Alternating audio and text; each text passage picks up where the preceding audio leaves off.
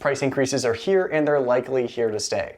At the time of recording in early May 2025, many of the largest brands in the industry have announced increases to their MSRP in response to US trade policy, specifically tariffs against Swiss imports. Christopher Ward, a smaller independent brand, was an early adopter, noting in a candid email to their US clientele last month that any increase in import duties and taxes would be covered by the customer.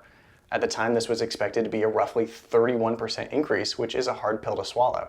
Since Christopher Ward is primarily a direct-to-consumer brand, the watch would be taxed at the price the consumer paid for it. Since then, Rolex, Omega, and AP have announced 3 to 5% price increases of their own, with other companies including Swatch Group, Richemont, and LVMH expected to follow suit. Since these brands operate out of brand boutiques or via authorized dealers, the tariff would be applied to the wholesale cost of the watch as opposed to the final cost to the end user. This allows for what feels like a more modest increase in comparison. Of course, these increases are on top of any normal annual price adjustments. Rolex, for example, announced a roughly 5% increase across the board in January of 2025, as they usually do.